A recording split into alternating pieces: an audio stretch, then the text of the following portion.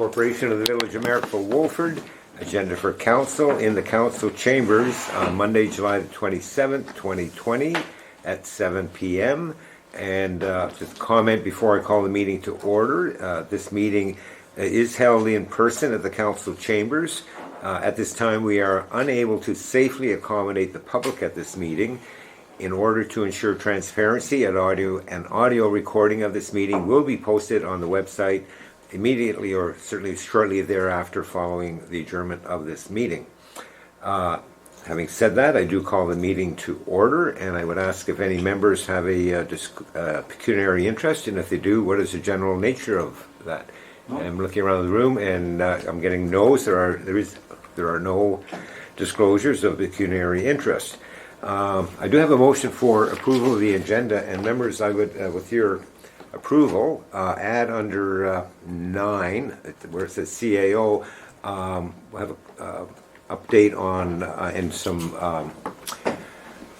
moving forward on boards and our advisory committee meetings. There are a number of vacancies, and also process moving forward to for them to get back to their regular meetings and a process for that. And the CAO will give us an update in terms of moving forward with that. I'm not aware of any other additions. I see, Mr. Malloy, you have your hand up. Yeah, given the situation in the last couple of weeks or months, actually, have we got any report from Aqua about our water?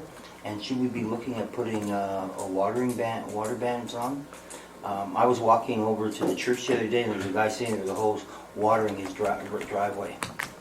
Well, perhaps CAO could comment on that under his report. Sure, yes, when the cycle is of Aqua reports, when we get those on a regular basis. You can speak to it at that time, if that's all right. Yeah. And whether there's a need for a water ban or not. Certainly we haven't, well, I'll say now, we haven't heard anything from the RVCA that there's a broad drought, etc. But we can touch base on that under that section, if you will.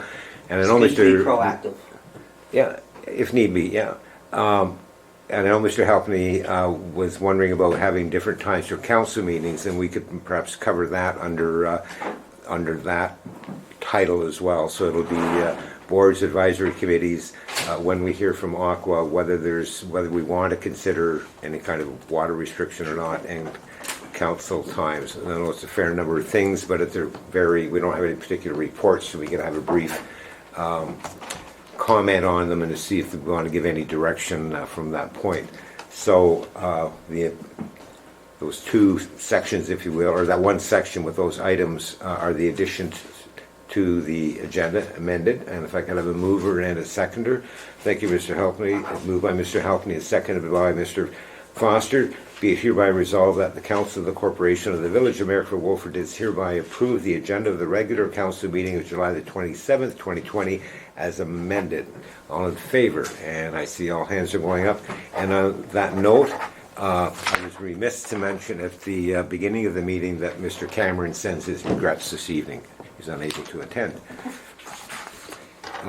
Next on our agenda, we do have a delegation, and it is our Auditor. thank you. Our auditor is with us this evening, Ian Murphy from MNP LLP, with the 2019 audited financial statements. And this is the annual report to council. And sir, welcome to the meeting. Hope you're keeping safe and healthy.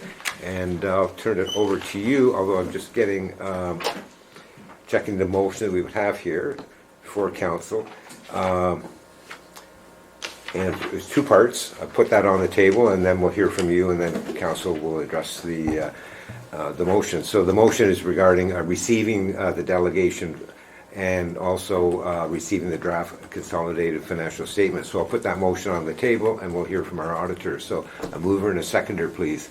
Thank you, Mr. Halpney, and a seconder. Thank you, Mr. Foster. Be it hereby resolved that the Council of the Corporation of the Village of Marrickville, Wolford does hereby receive the delegation of Ian Murphy of MNP LLP, and the Council does hereby receive the draft consolidated financial statements for 2019 year end. And over to you, sir. Welcome. Good evening. And we do ask you to speak up, since we are all, very well socially distanced as appropriate. Yes. So, here to present the 2019 financial statements. So,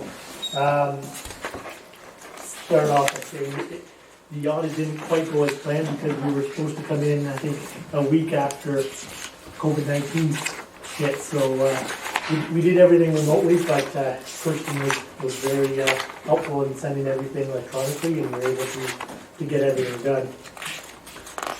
So the independent auditor's report is page 1.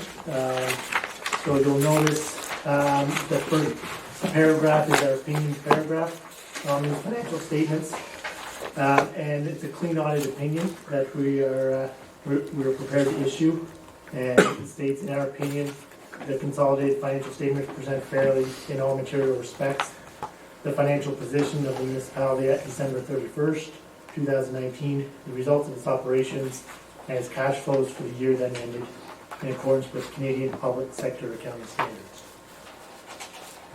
So I won't go through the entire financial statements, but I'll give you a kind of a highlight summary, and please feel free to interrupt if you have any questions along the way as well. So page 3 is the statement of financial position. So this is the snapshot of assets and liabilities of the municipality on December 31st.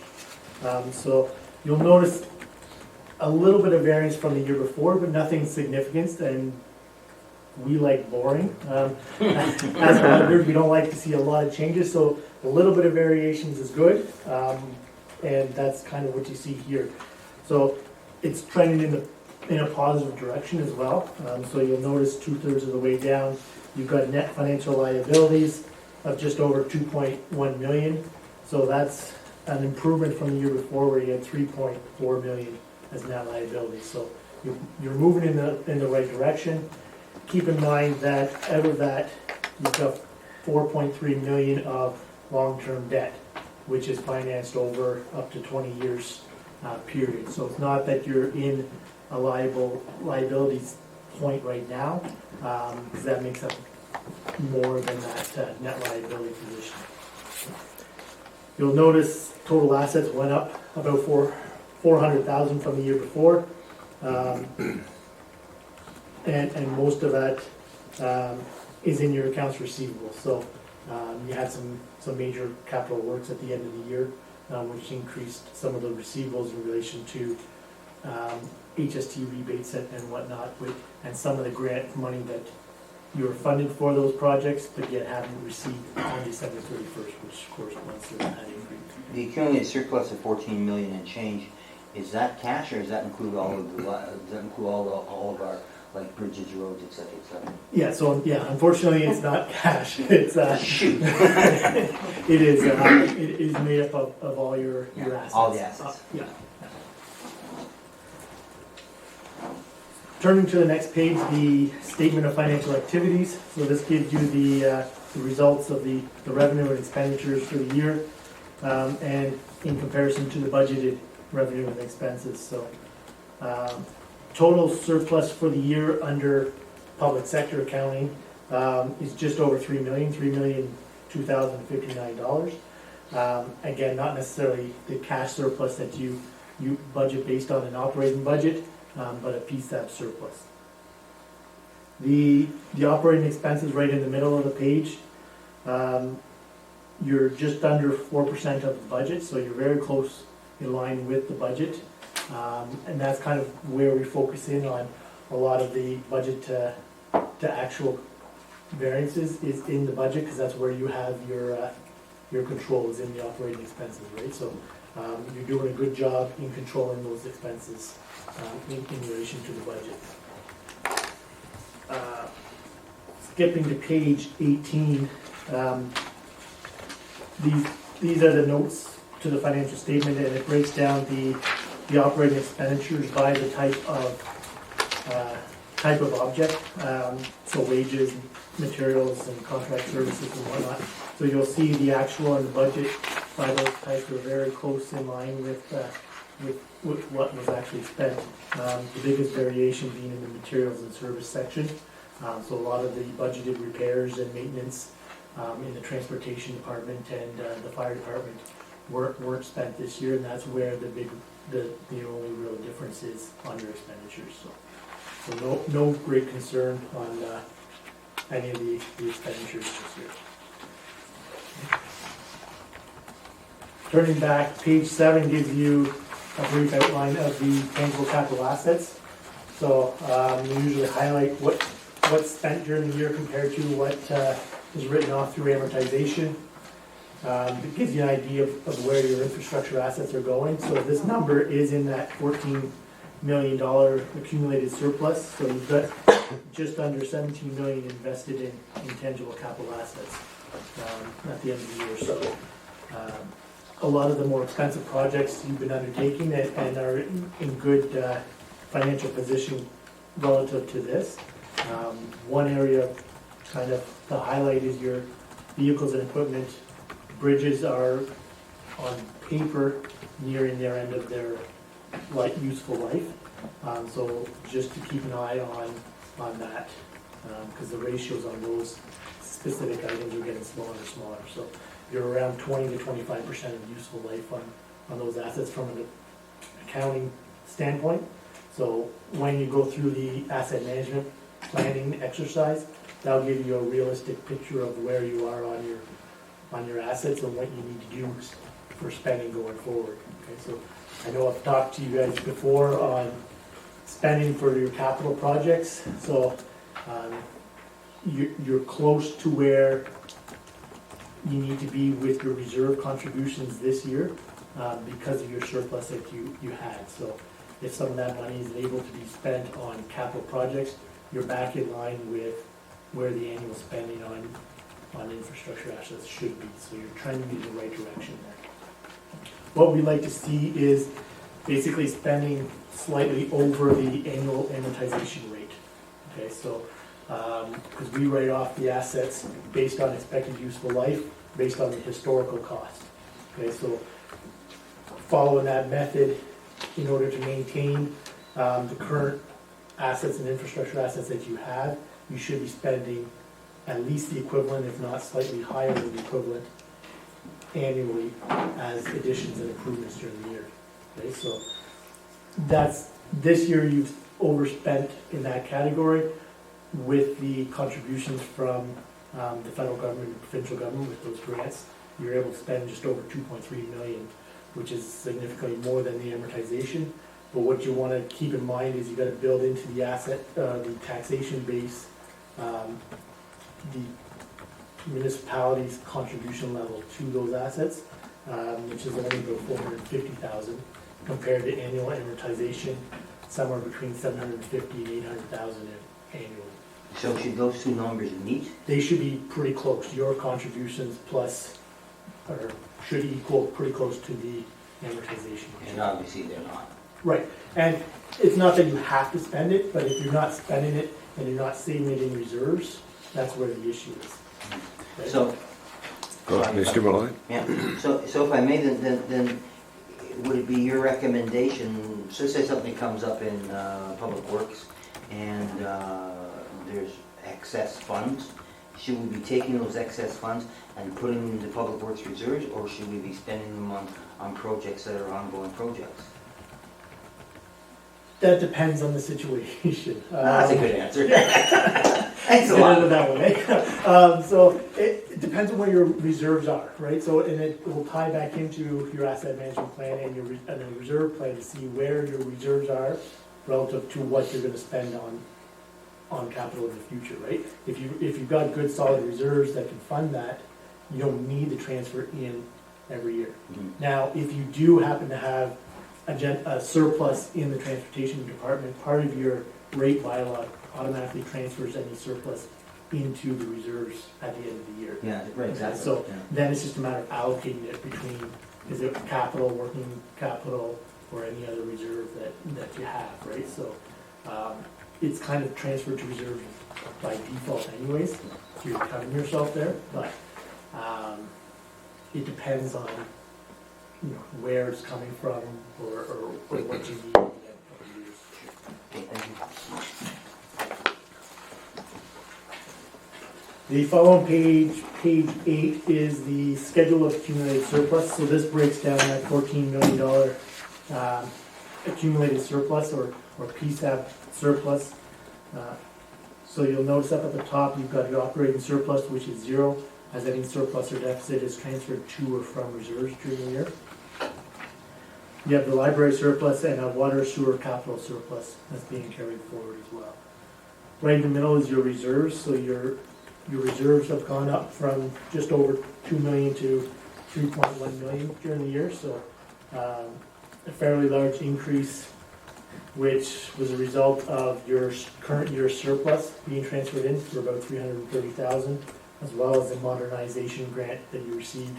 That was also transferred directly into the reserves, so that increased about 300,000 as well. So about 20% of the reserves have come from those two items.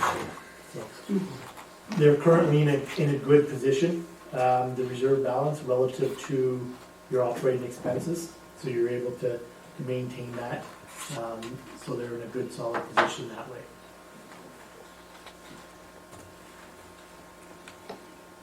The next page I'll draw your attention to is back to page 18. So this is the bottom of the page, and this breaks down how we come up with from our PSAP surplus of just over 3 million to the operating surplus, which council budgets based Back on. on page 18? Page 18. Page Just on 18. page 18. So note number 8 right at the bottom.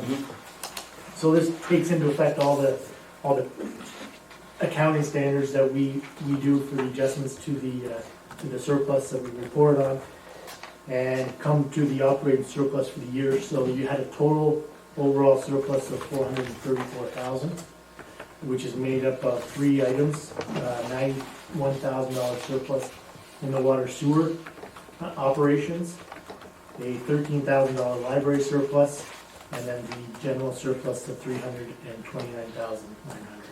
Okay, so the general surplus just over 6% of your budgeted expenditures. So while the number is high, the actual percentage variation is fairly reasonable for the municipalities.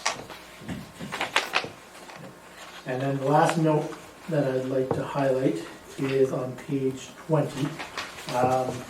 And it's a subsequent event note, so these are basically being put on all financial statements that are issued after March 15th, basically, for any year ends. So it's a general note saying that there was this global pandemic, and it could impact the township significantly or not significantly, but basically we don't know how it's going to impact, but there could be impacts from customer demand, supply chain disruptions with being able to source parts, staffing issues, collection issues, that kind of stuff.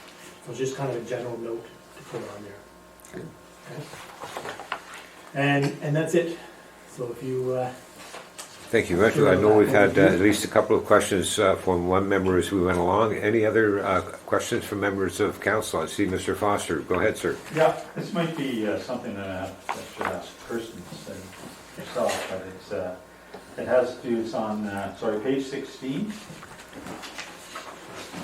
Sorry, 16. Page 16. Thank you. It refers to the bank loan for $3,131,159. That's for the sewage treatment plant, right? The sewage treatment plant, and then the benefiting landowners, I assume, are the ones making the payments on that on page 17. The municipal debt review, so it would be 3B. Those are the tile drainage, yes. Yeah, great. I'm just wondering, if there's another accounting procedure that could be used for that particular debt. It's not a debt that's owned by the municipality itself, it's serviced by a small group within the municipality. Do you follow me? go to the tile drains, No, Or the sewage treatment the plant. sewage, okay. There's out of 1,000 households in Miracle Wolford, 370 households support the sewage treatment plant. Those are the ones actually paying the bill. And as I understand it, municipality, you can't use funds from general revenue to pay for the sewage treatment plant. Would you set up a board or a separate entity for that debt? Because in truth, the debt is owed by the households on the south side of the river. It's not owed by the entire municipality. Well, the entire municipality has borrowed the money for that project. Okay, so it still has to be reported on the financial statements like this, as if the municipality owes that money. So they're like a co-signer on a loan? It basically, right, the municipality's liable for that loan, right?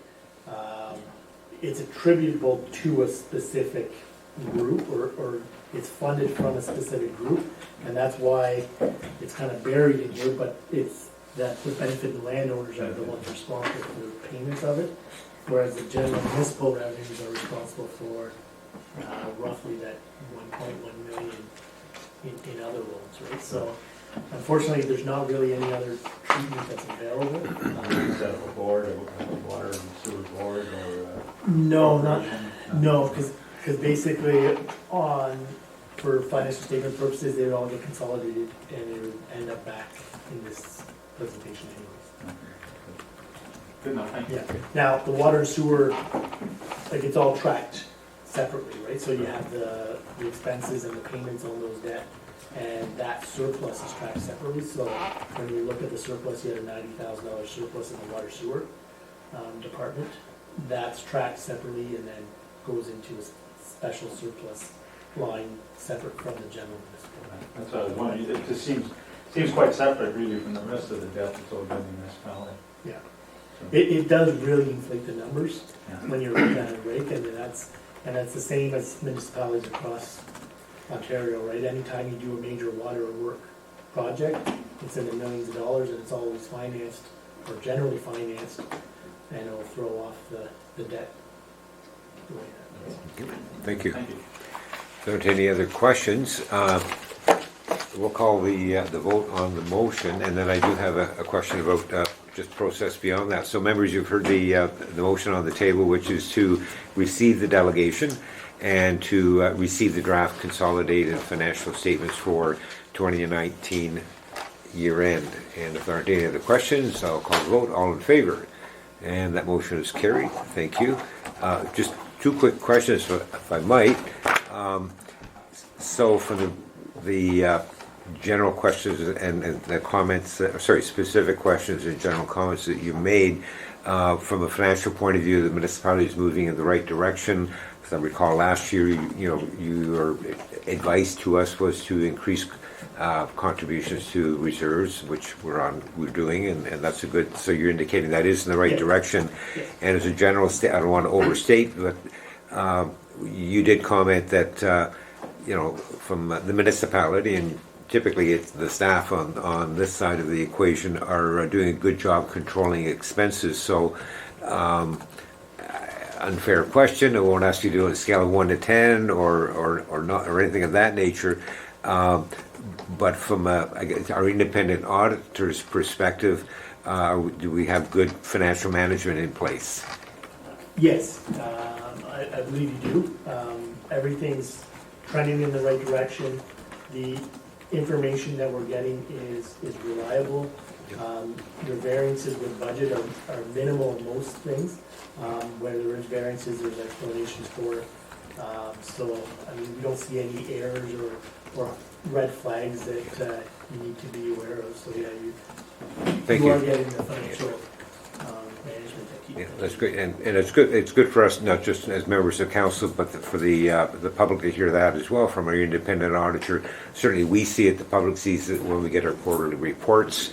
How we're doing. Year to date on the budget, how we compare at the end of the year to last year's, and we see that. We appreciate it, but it's important, I think, that we're able to hear that as well from our auditor. So. Thank you for that statement, a reflection of the great work that our staff does on behalf of council and the residents. The technical question I have is, so these are the draft consolidated financial statements. When do they become the final? And what do we do? Is there anything council needs to do for that next step? So we need a council to approve the draft financial statements. Once that happens, management will sign off on management representation criteria, and then the clean audit opinion. So I'm not sure I heard all of that. So, Your Worship, he indicated that council would need to sign off with the audited financial statements today, and then that would return, you said, if I understand, Ian, back to staff? Yeah, staff will send representation letter to staff for them to sign off that they've disclosed everything to us. And then, Okay, so I think I've got that. All I know is that we've signed off, council signed off on the draft financial statements. Correct, Your Worship. And And then it's the hard, rest, if I could, with respect, I know Sorry, just yeah. a little clarity so we don't hear mumbling. Sorry about or that. my ears. Thank yeah. you. So the next step is it comes to staff for us to sign off on our piece. Yes? And then I believe Ian indicated following that, then what's the final step there for them to be finalized? and then the financial statements are released. And then they're released after that. So after tonight, there's a response from staff to confirm, and then we're done, then they're final and they're released as final. Great. Thank you so much. Thank you, Ian. Thank you very much. Thanks a lot, Ian. Thanks for coming in. Thanks. And next, council will move on to the minutes, and we have two sets of minutes to approve from June the 22nd and July the 10th. The first minutes are for June the 22nd. If I could have a mover and a seconder, please. Thank you, Mr. Foster, and a seconder would be Mr. Malloy. Be it hereby resolved that the Council of the Corporation of the Village of Marrickville Wolford does hereby approve the minutes of the special council meeting of June the 22nd, 2020. Are there any errors and or omissions, members? None noted. We'll approve as circulated. All in favor? And that is carried. Thank you.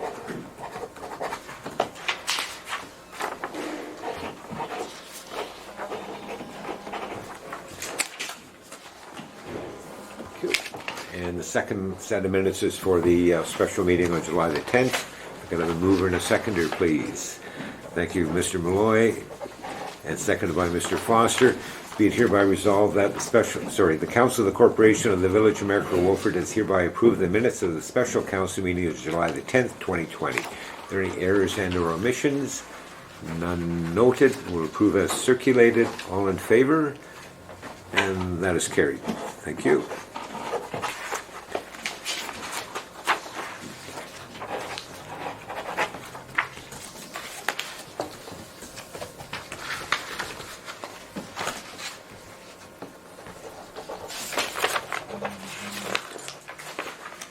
Just getting caught up on my paper in front of me, members.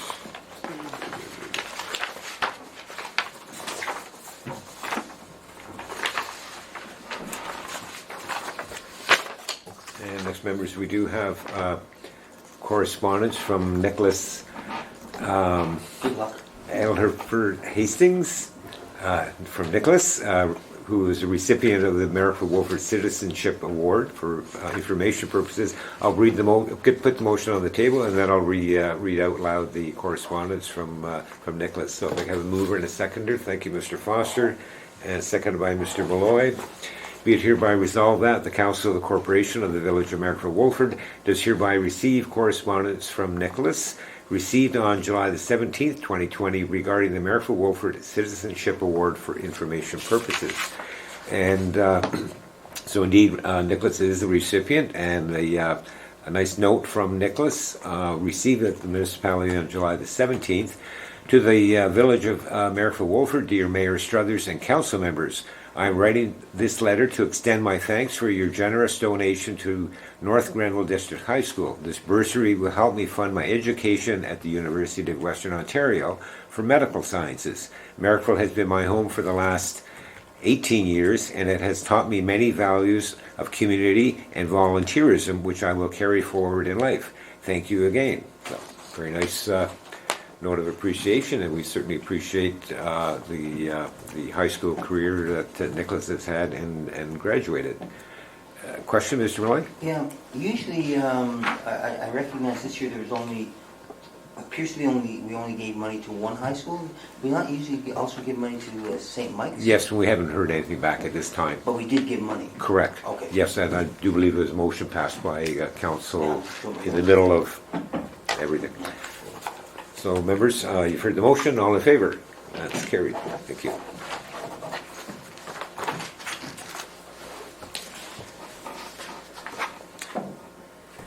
Next, we have a motion regarding consent application B520, and I'll put the motion on the table. If I can have a mover and a seconder, please. Thank you, Mr. Helpney. Moves by and seconded by Mr. Foster. Be it hereby resolved that The Council of the Corporation of the Village of Marrickville Wolford does hereby receive correspondence from Forbes Simon from JP2G Consultants, Inc.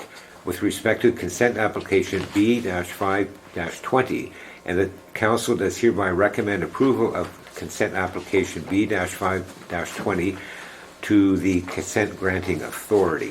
Are there any questions from council members?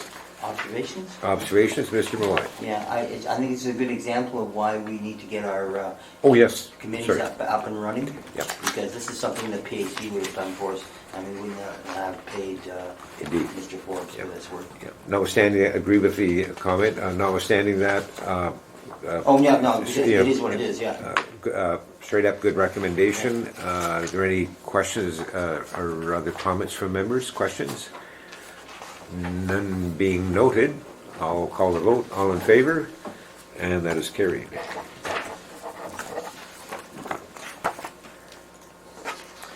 And we'll move on into finance. And this is a motion regarding payment in lieu taxes to tax write-off for Crown land. And I'll have a mover and a seconder. Please put the motion on the table. Thank you, Mr. Foster. And a seconder would be, thank you, Mr. Helping. Be it hereby resolved that the Council of the Corporation of the Village of Marrickville Wolford does hereby receive report finance-10-2020, being a report regarding the removal of outstanding taxes from the tax roll for information purposes, and the Council does hereby authorize the Treasurer or delegate to remove from the tax roll outstanding property taxes, including penalties, interest, and other charges, in the amount of $903.56 for 2014 for roll number 0714-714-0150-9428. And I'm not sure if our treasurer is here with us this evening. I'm not sure if there was anything you wanted to add to your report. No, Your Worship, I think it's fairly straightforward. We've asked for payment, and the federal government said no, so, which they have the right to do. Yeah. So- Okay, yeah, thank you very much. Are there any questions from members of council? Mr. Malloy? Yeah, did I read that correctly though? They're saying they won't pay on the year they purchase, Correct. so that means next year they'll pay? No, it means they have paid the other years. It's just we were trying to recoup this from them still.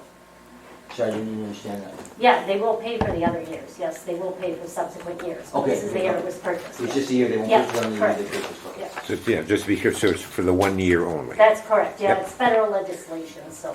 Thank you very much. If there aren't any other questions, I'll call the vote. All in favor? And that is carried. Don't have much choice, do we? Thank you very much. Good, actually, very good question. You know, I guess by default you think it's pretty obvious, but as soon as you asked the question, I thought, yeah, that's a darn good question. Thank you for that. The next is a motion regarding year-end transfers from reserves. And I'll read the motion. If we can have a mover and a seconder, please. Thank you, Mr. Malloy, and seconded by, was that Mr. Foster? Yes, thank you. Be it hereby resolved that the Council of the Corporation of the Village of Marrickville Wolford has hereby received report finance-13-2020, being a report regarding transfers to and from reserves for information purposes, and the Council does hereby approve the transfer of $96,200 from the 2019 capital budget to the carry forward reserve to be used in the 2020 capital projects. And the council does hereby approve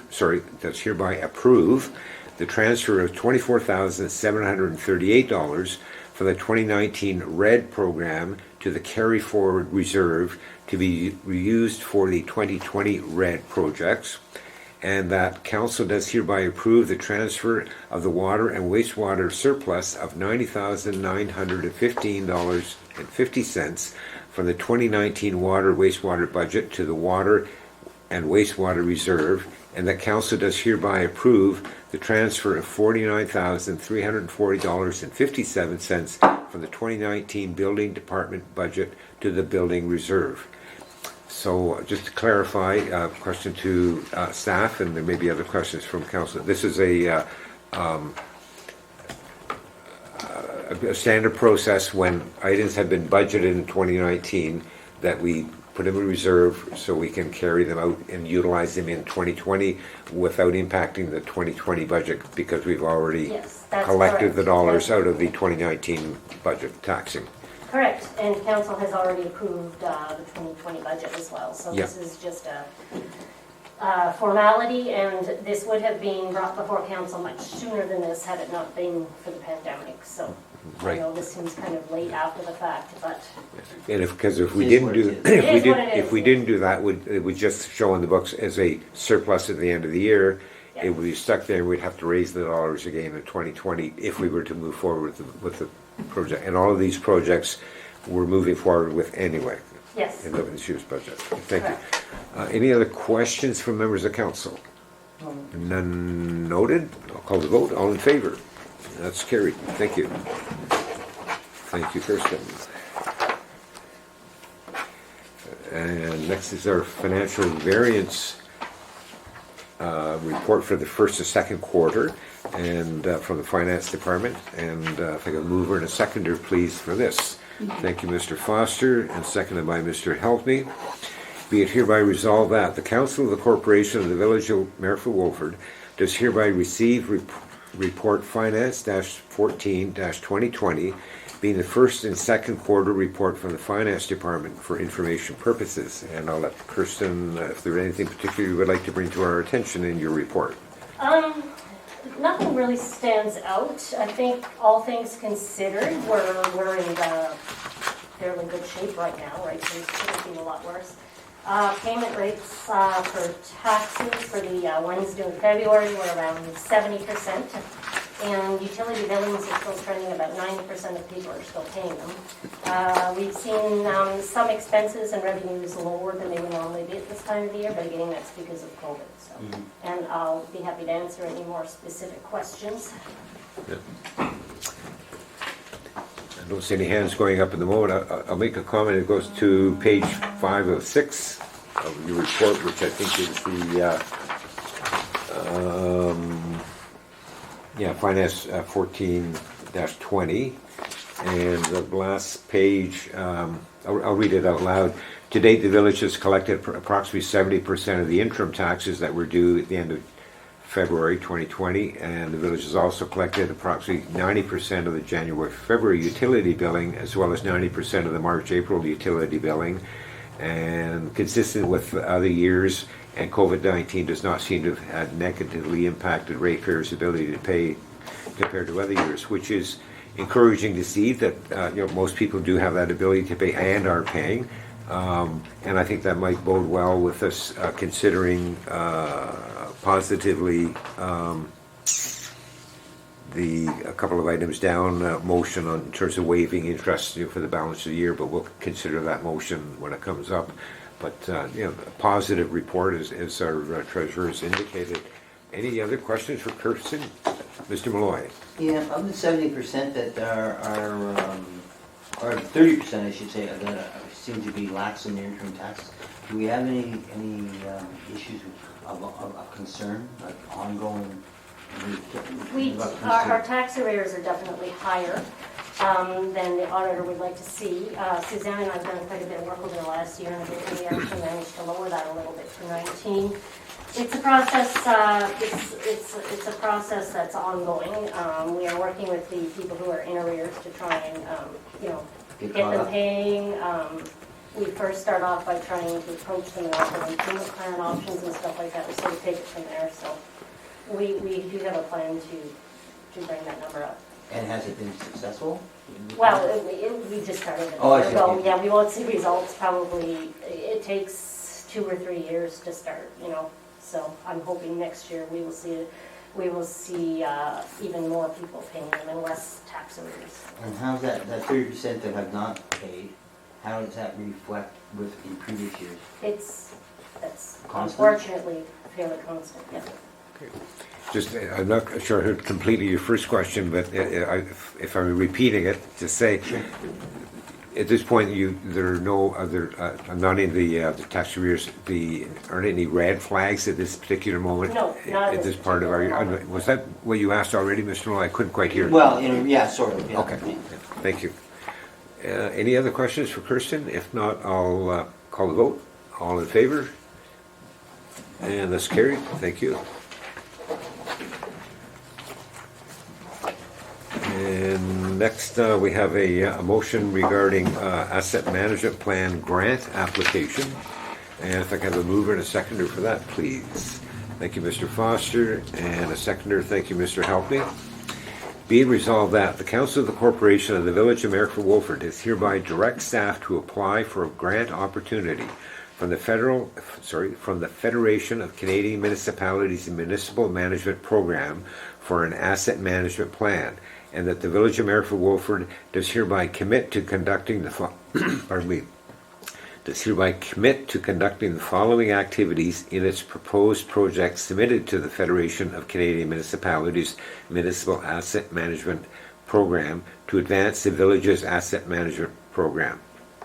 Hire a consultant to assist with the development of an asset management plan for the Village of Merrick Wolford. Be it further resolved that the Village of Merrick Wolford has committed $12,500 from its budget towards the cost of this initiative. And I'll just turn to staff before there might be questions from council members. So we've already budgeted for this. This is an opportunity to get money to offset or to complement the dollars that we have budgeted. Your Worship, it's an opportunity to get funds to offset the funds that we've already budgeted. Okay. So that those funds can be used for alternative purposes or deposited in the reserve fund to further build the reserve. Okay. Thank you. Anybody else have a question? I'll call vote. All in favor? That's great. And thank you to staff for seeing the opportunity of a grant opportunity to offset dollars that we would otherwise have to spend. And the next is a motion regarding the waiving of interest payments on taxes. So if I have a mover and a seconder for that, please. Motion. Thank you, Mr. Malloy, seconded by Mr. Foster. Be it hereby resolved that the Council of the Corporation of the Village of Merrick Wolford does hereby direct staff to waive interest charges on the first installment of the final tax notices due July 31st until September 30th, 2020. And then the motion could be and/or direct staff to waive interest charges for wastewater bills until September 30th, 2020. In other words, we can do it for both or one or the other. Just to remind members, we have committed to maintaining the business water rate charges from being charged at residential as opposed to commercial rates until the end of the year. We've already done that. We did this motion for water, wastewater early in the year to the end of the last, I think, billing cycle, which was end of June. And we did not take any action on tax installments because we haven't had any due during the course of the pandemic. I think the last one due is the end of February. The next one would be the end of July. So any questions, comments in terms of the motion? Mr. Foster. Just financial impact? Well, yes, there will be an impact on I guess, our loss of interest revenue. Okay, so we're looking at, we're in arrears for, you're saying for 30% of our tax? Oh, for taxes, yes, that's Yeah, so if we're in arrears, so obviously we're going to have to collect the interest on that 30%. that's right. And the interest, just a ballpark figure if you could. Could be $50,000 possibly. We do make a lot on interest. Yeah, to year end you're referring? Yeah, to year end, if To you want year to end. take it to year end. So for this would be essentially for 2 months. Yes, so this one, if it was just this one and just for 2 months, it wouldn't be as bad really, because February, we were fine with that interim billing. So this would impact our interest for August, I guess, and September on tax, so So will this be an accounting nightmare to try and? no, No? no. Mr. Malloy. So I'm just, I'm not even sure I can ask the question. So if there is, we're going to relieve the taxes on the interest on the taxes, right? But that's only for the year 2020, 2020 taxes, yes. 2020 taxes. So if people have taxes for 2019, 2018. That I would have to double check with our system. I don't think it differentiates. I think if we say there's no interest on all taxes.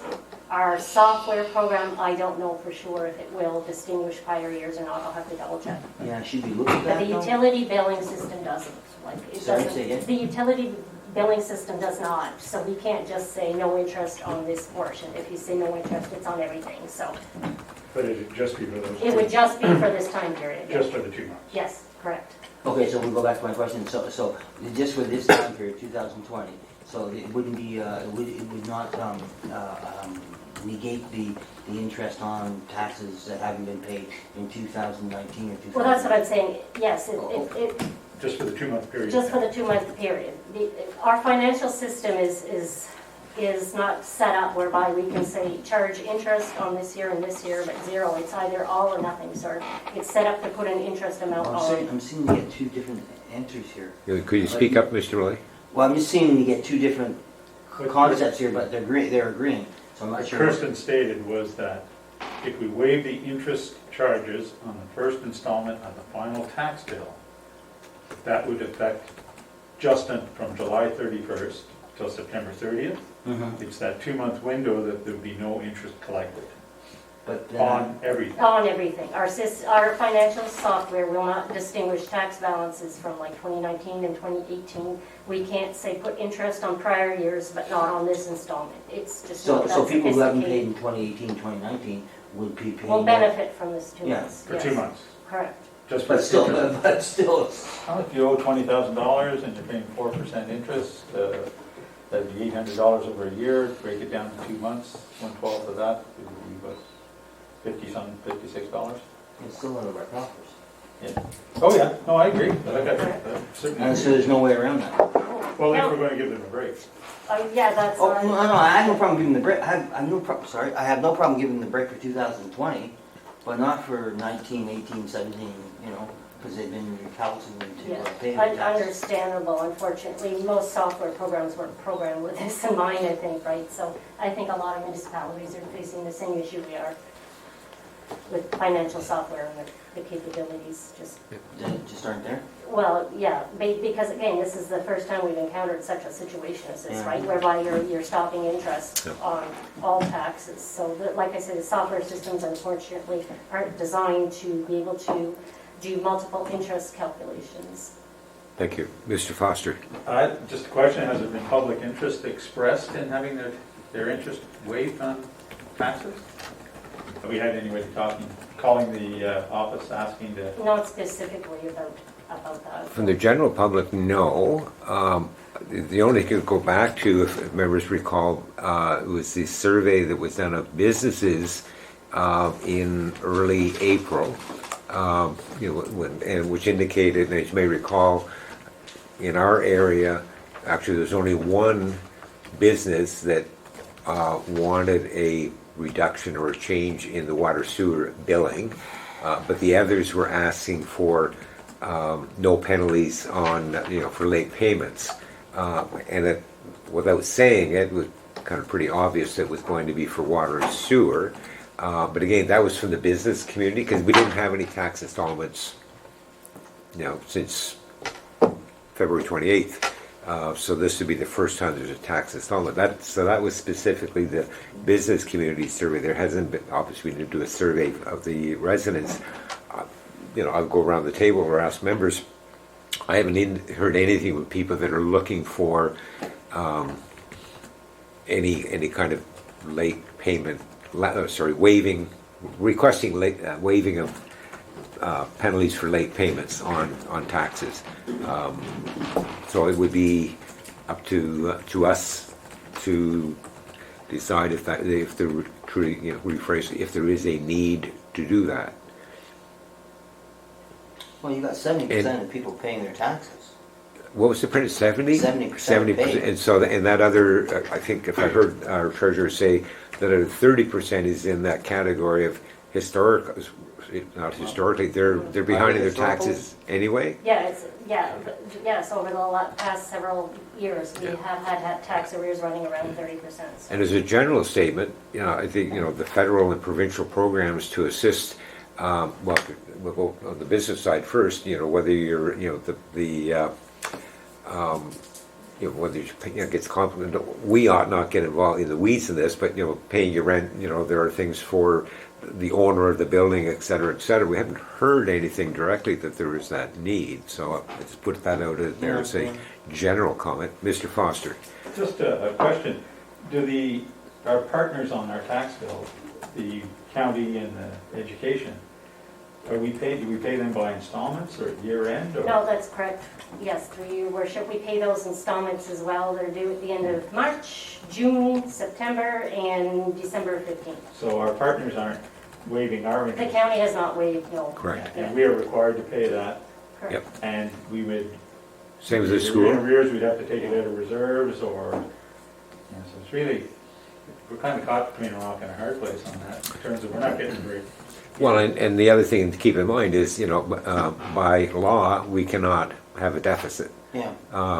So I have no problem putting out to, consideration of the motion to members to say at this time we don't want to consider doing that. I don't know when else you would consider it when the next tax installment due date is July 31st. But we have to pay our bills, and the indication is from the Treasury report, the residents are paying their taxes by and large, and by and large they're paying their water or sewer. Mr. Foster? I assume it's still the same, that most people with a mortgage pay their taxes through their mortgage.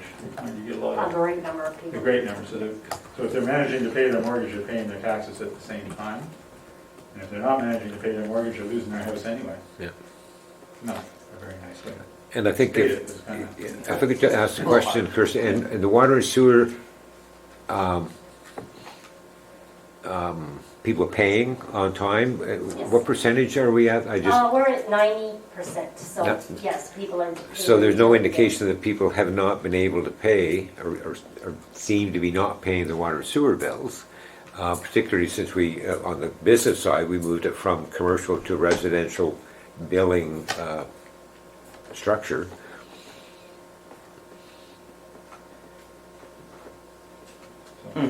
And like, just remind us, again, that billing structure is in place until the end of the year for the business community. Really, I'm thinking no. yeah. Exactly. Don't really. And I'm trying to think, I'm not sure members, if, trying to think what have other municipalities done. I don't know that they've waived taxes, late payments to the end of the year, as an example, as opposed to whatever their installment dates might be. And are we responding to a problem that hasn't been presented to us? Exactly. Well, then the easy way to respond to it could be to defeat the So motion. the resolution came from where, in terms of, I think- did we bring this up before, was it the council, or? Yeah. If I may, through you, your worship, I suggested it knowing that taxes are due this week and that council had not yet had a chance to deliberate the taxes and whether they wanted to waive interest or not, because it has not come up yet. Okay, thank you. So being very proactive for our consideration. Thank you for that. Yeah. Well, maybe the thing to do is to set a table it for now and see what the results are on this upcoming payment, and see what type of thing we're getting. But I'm going to suggest that if we've got 70% paying, it's probably going to be the same thing, and we are solving a problem that we actually don't have. I'm getting the sense, members, that that we're going to defeat the motion, because unless you have any other comments, Don, do you have any? No. okay, then I'll call the vote. All in favor? Opposed? And the motion is defeated. Thank you. Thank you, staff, for bringing that forward, and great conversation by council members. That you put in very good perspective. Why solve a problem that isn't there. Can I ask one quick question before we go on? Yeah. Are we not? Is this not being taped? Yes, it is. It is, your worship. What? Oh, thank you. Yep. Oh, I see. I was looking for the big one. And next, members, it's a motion regarding staff 2019 vacation bank time carry forward. So if I got a mover and a seconder for that, please. Thank you, Mr. Malloy. And a seconder is Mr. Foster. Be it hereby resolved that the Council of the Corporation of the Village of Merrifield Wolford does receive report CAO-06-2020, being a report regarding the 2019 staff vacation and bank time allocations for information purposes, and that Council does hereby authorize the extension of the deadline for staff to use the 2019 vacation and bank time from April 30th, 2020 to December 31st, 2020. I think it's, unless the CAO wants to add anything particular, pretty straightforward that staff have not been able to take or particularly significant amounts of their bank vacation time this year, which they might normally due to the pandemic. Yeah, sure, sorry. Unless you wanted to add anything to your report, Mr. Robertson, I would ask members if there are any questions. I'm just here to answer questions, Your Worship, if there are any. Okay. Thank you. Mr. Malloy. So then what happens after December 2020? So, Your Worship, what this does is it just obviously gives staff a longer opportunity to use them up to soften the total payout from the municipality in order to pay off those vacations, because when they don't take them, we're obligated to pay them off. Right. It gives them that opportunity to do it. Councillor Malloy is absolutely right. What they don't use up by that time, we will be forced to pay out by the end of the year. For full transparency, so then as they're using up their 2019 vacation, obviously they may not be able to use up their full 2020 vacation. So the intent here is to defer it, soften the one-time impact on the municipality, and spread it out over the next couple of years to minimize the amount of the payout that we have to make ultimately. Yep. Great. Yeah. And I've used the word not have to, but obligated to. Obligated to be more accurate. Yeah. Thanks, Your Worship. Thank you. Supplementary, Mr. Malloy, and then Mr. Foster. Because we have been in this situation before. It was a good number of years ago where we had people, and where it came into play was with Public Works. Yeah. And there were people who hadn't taken their vacation, and they hadn't taken vacation, and all of a sudden we had nobody left in vacation. No, they all decided to take their Oh, I see. vacation, Yeah. and there was nobody left in the shop, you know? Well, I'd like to think the staff would manage their time off so we don't have But it's not that kind of necessarily- a circumstance. But I'm just saying that we need to make sure we're staying on top of that. Yeah, well, that's staff do that very Yeah, well. I Yeah. understand. Yep. Agreeing and supporting. Mr. Foster. Just a quick question, so we could foresee if they manage to clean up their 29 vacation before year end, and then their 2020 carry forward, they're supposed to use by April 30th of 2021. Correct. Your So you Worship. could, I suppose if necessary, extend that. I understand you don't want to end up with a huge unfunded liability here, so we've already accounted for the wages. So this is not an unfunded liability, this has already been. Correct, Your Worship. So there might be savings for us by allowing them to take the time off. Yes, Gotcha. correct. Okay, very good. The funds have already, Go ahead, Mr. Robertson. sorry, Your Worship. So the Mr. Robertson. The funds have already been accrued from 2019, Right. but we're trying to soften, again, the amount that we have to pay out as opposed to allowing staff to take their vacation. Okay. But our preference would be for them to take their holidays. Absolutely, Your Worship, and we manage that. It's an issue that municipalities have realized years ago, that if you do not have staff taking their vacation on a regular basis, it's an increasing financial exposure to the municipality. So we want to do that. This is the anomaly, where what we want to do is now we want staff to take their vacation, absolutely. And that minimizes the payout that we have to Absolutely, make. yeah. So it's just essentially to soften the impact of it. Yep. Great. Thank you. Mr. Question. Foster. Again, do staff accrue overtime, or is that represented as loo time that you're having here? Do they accrue overtime for time off at a later date? Thanks, Rich. So there is a policy on this. Personnel policy lays that out. Staff can accumulate loo time, and typically do accumulate overtime as loo time. And then that's managed as loo time as well. So again, we manage the amount that's accumulating to pay that out. So, and again, it's another example of how, if they're willing to accumulate it as loo time to a certain extent, so that it doesn't create a large exposure for the municipality, Right. and then they take that time back at their manager's approval when work planning allows it. Good. Thank you. Any other questions? I'll call the vote. All in favor? And that's carried. Thank you very much. And next we're down to a couple of items that we had under, thank you, Kirsten. We have it under CAO's report, and I know our CAO will make some comments in terms of some of the things that staff are going to look at and bring forward for council's consideration. But there are under the, so we have two boards that have been meeting, our library board and our police service board, and sort of setting out, given that we're not under the, that there isn't a declared emergency by the province, our boards and advisory committees can meet, but we want to make sure that we have things available, set up, so there is that social distancing. Would be the same with the library board. There was, comment. Well, couldn't we continue doing?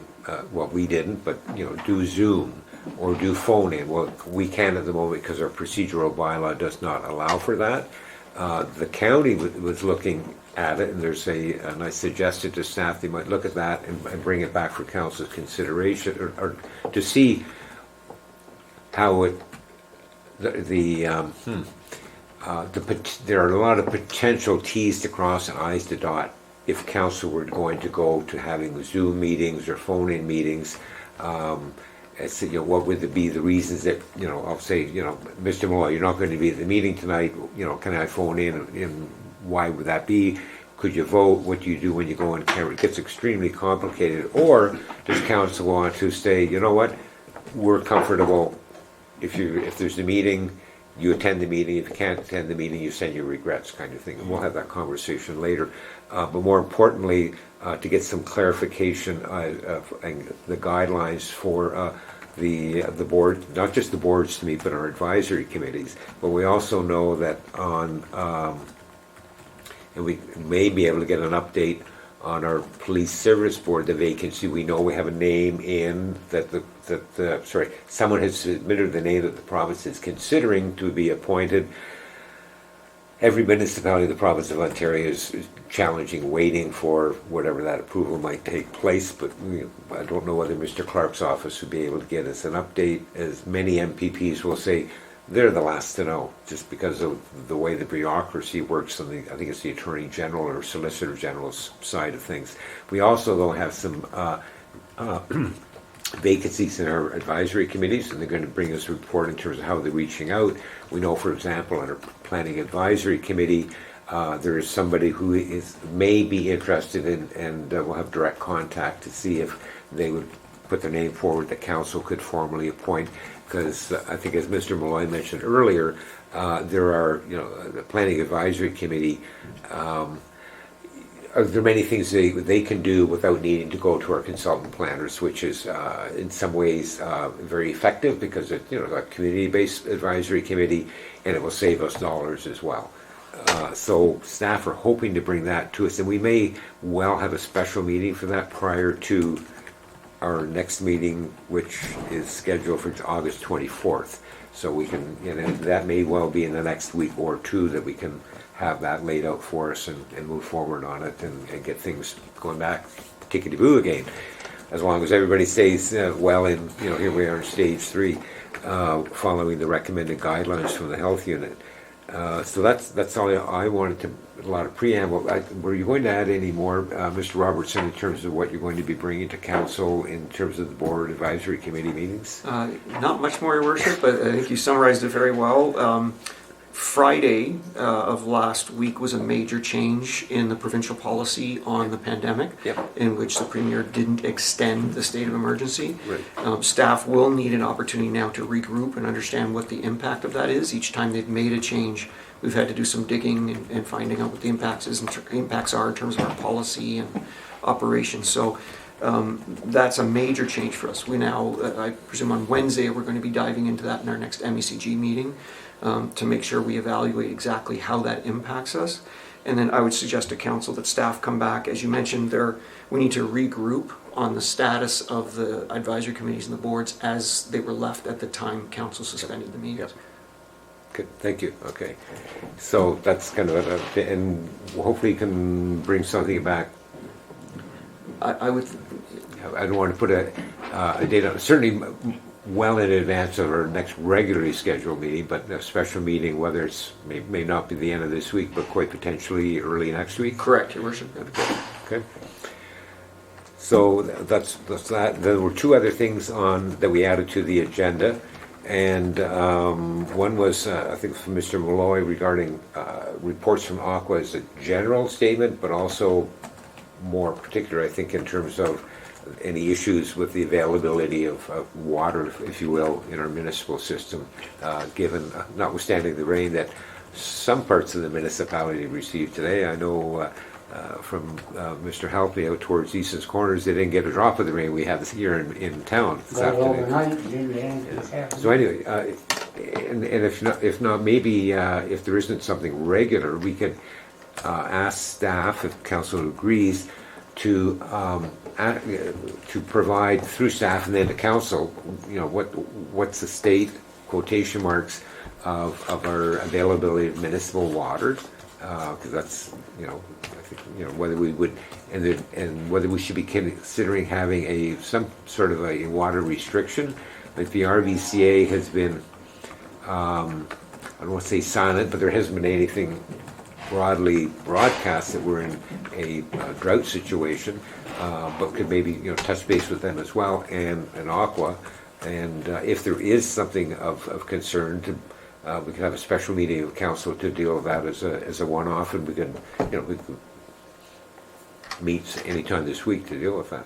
Absolutely. That's kind of address what was going through your mind, Mr. Malloy. Well, yes, certainly. I think even you can have like a full ban, you can have a partial ban where you sit there and you tell people you can't water your gardens. You may water your gardens if your house number is even. You get to water on even days. If you're odd days, that type of thing. Yeah. So if we could bring something back like that, so we could consider that. And if they say there is no worry, well, the staff could just send out a general email saying there isn't any worry.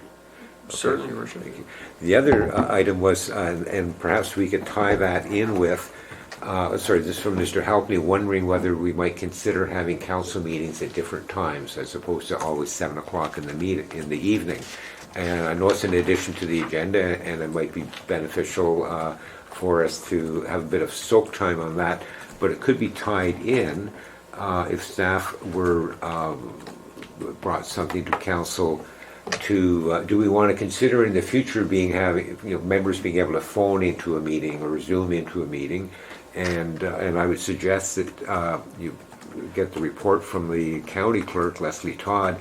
Just county council didn't take any action on it, but it outlined, if you're going to do that, here's a host of things that you're going to need to consider amending in your procedural bylaw to do that. And I've just alluded to one or two, but it'd be better for council to see all of that on a piece of paper, and we could add to that discussion whether we want to change council meeting times or not.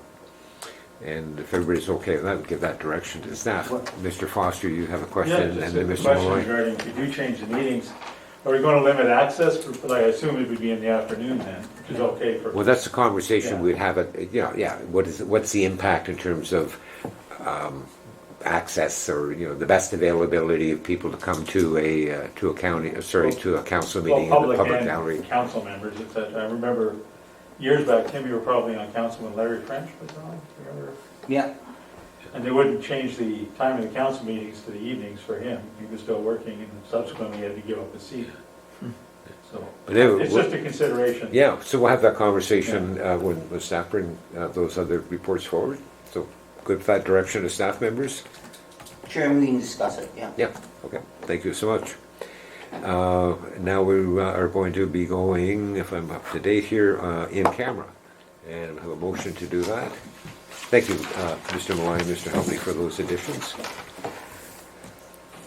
And if I have a mover and a seconder, please to go in camera. Thank you, Mr. Foster, and thank you, Mr. Malloy, seconded.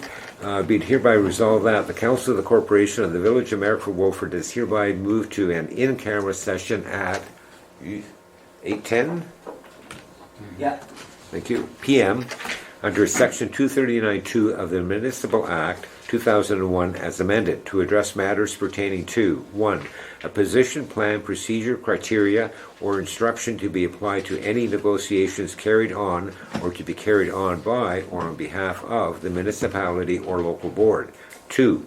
Personal matters about an identifiable individual, including municipal or local board employees. And 3. Advice that is subject to solicitor-client privilege, including communications necessary for that purpose. All in favor? And thus carried. Thank you. We are now in camera.